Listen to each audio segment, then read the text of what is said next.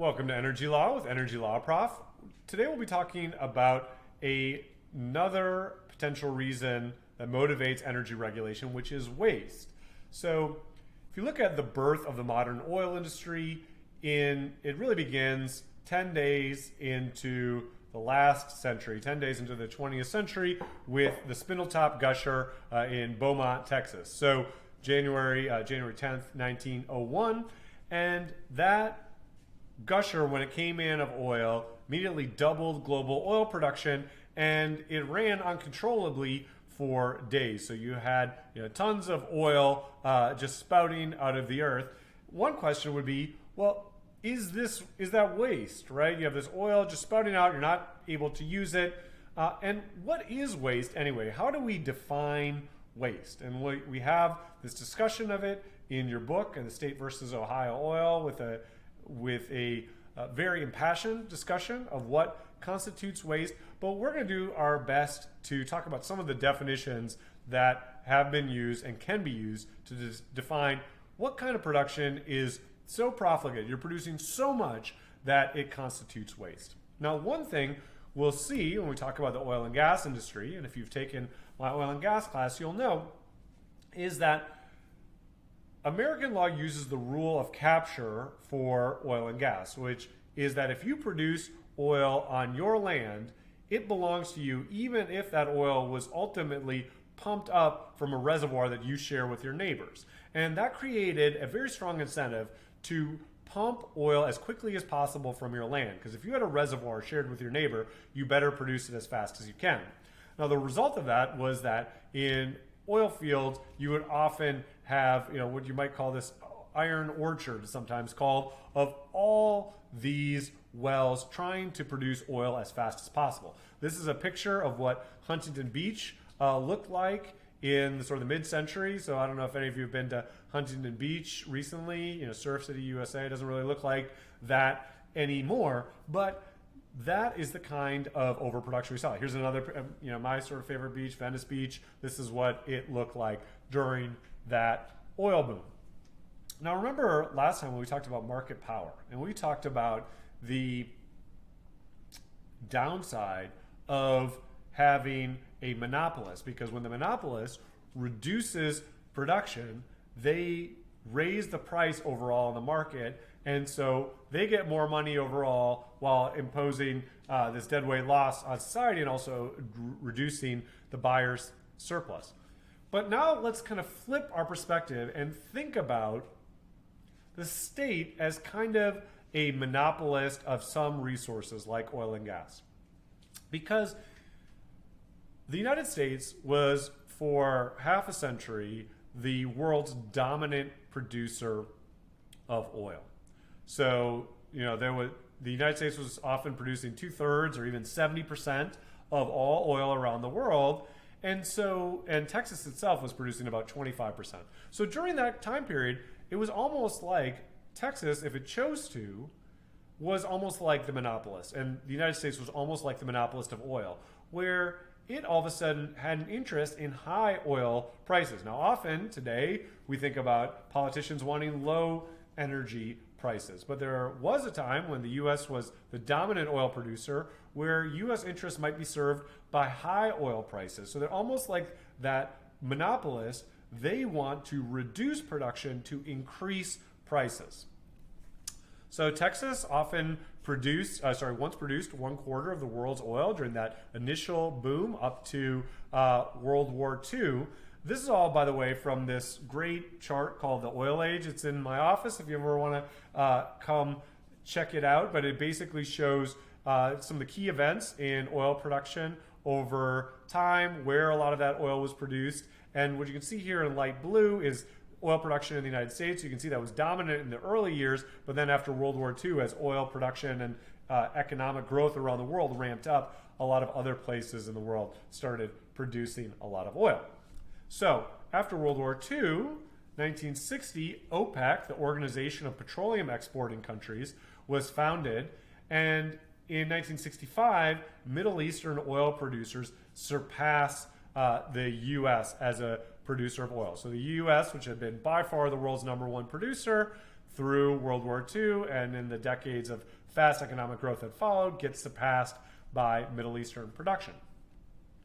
So when the US was the world's dominant producer, it had to consider this question of, well, how much do I really want to produce? For a couple reasons. One reason is the reason we discussed. Maybe if you're kind of a monopolist on global oil, then you might want to produce a little bit less to have higher prices for oil. So you get a higher value for that resource that you're producing, right? Maybe it's wasteful to produce the resource so fast that you receive less money for that resource. And all the oil is gone, you never received that much money for it. It's also important to understand that there's like a conservation question with a resource that's non-renewable, right? So with oil, there's only so much oil in each formation and eventually it's gone. And so there was an early economist that was an early part of the conservation movement, Harold Hotelling, who used this thought experiment to think about how fast you should produce oil. So Hotelling said, imagine that you have all the oil in the world in a warehouse. So it's all extracted, it doesn't cost anything to extract, and you can take it out and sell it as fast as you want to. How fast should you sell all that oil that you have?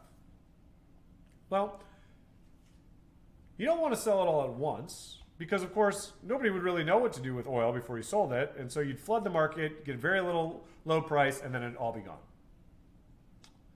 You also don't want to just save it all forever because then nobody would have any use for oil. There would be they would have found other technologies to address this, and once you dump it all in the market, you're gonna have the same problem. So what he determined is what you probably want to do is give enough at the start for people to start using oil, but then over time only offer enough that the price of oil rises with the general economy, growth in the general economy.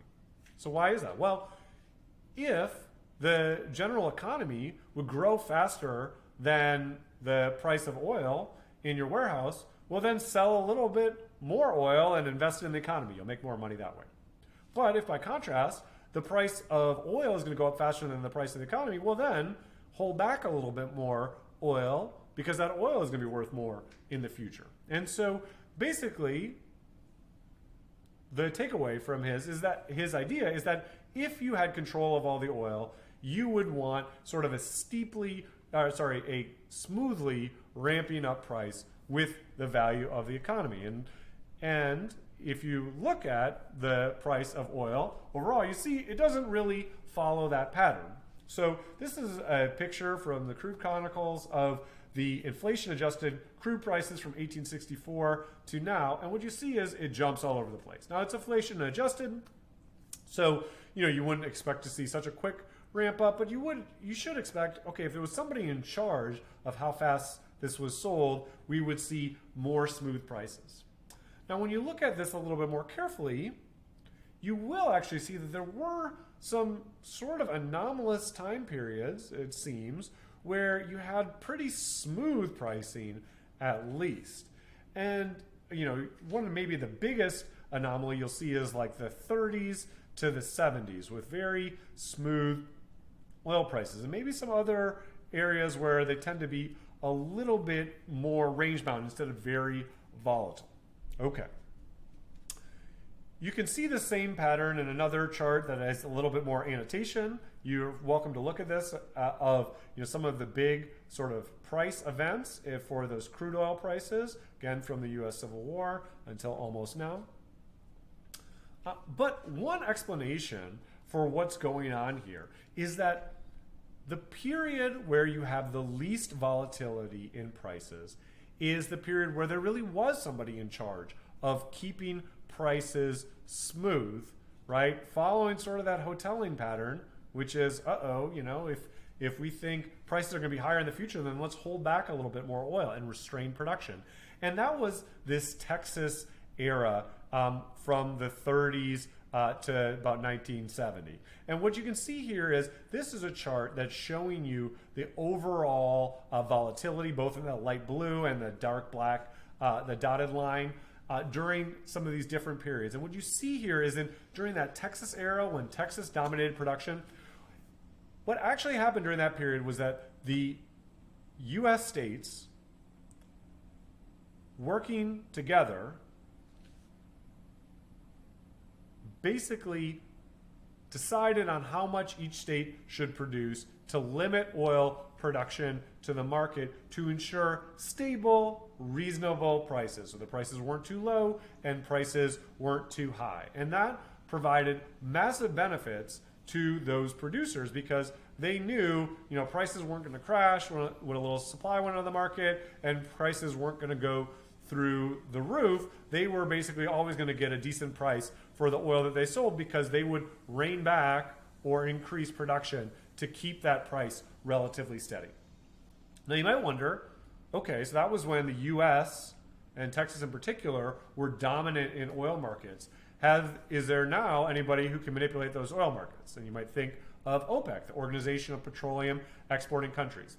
Well, it's a good comparison to make. In fact, when the Organization of Petroleum Exporting Countries was invented, it was supposed to function like the Texas Railroad Commission, which is like an international Texas Railroad Commission. And that's because the Texas Railroad Commission, it's a bit of a misnomer, it's the oil and gas regulator in Texas. And so OPEC intended to operate in the same way. Now the challenge is OPEC, which includes Saudi Arabia, Venezuela, Iraq, all those big exporting countries of oil, doesn't control the same percentage of global oil production that the U.S. did during its oil producing heyday. And so OPEC never had the ability to keep prices as smooth. So you can see this OPEC era on the chart when we had lower volatility in oil prices, but not nearly as low during the Texas era.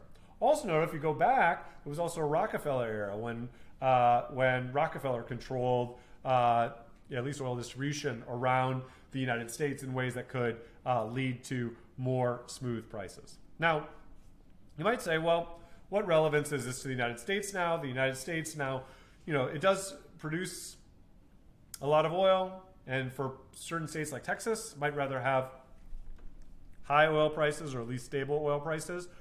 But generally, the U.S. doesn't try to keep oil prices high anymore.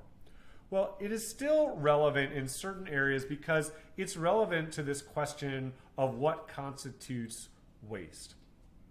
So one reason it can become relevant is if there's a part of the country that is cut off from the rest, and so there's sort of a local monopoly in oil production. So one area where it was relevant recently was in Alberta, the province of Alberta, just north of Montana in Canada, and they produce a lot of oil and an increasing amount of heavy oil in Alberta. Generally, that heavy oil sells for prices that are somewhat similar to what other heavy oils sells for. So earlier in this course, we talked about Maya oil, heavy oil from Mexico, and we talked about Western Canadian Select, which is heavy oil from Canada. And you can see that in yellow, that Western Canadian Select price, typically lower, but similar to that price of heavy oil from Mexico, that Maya oil.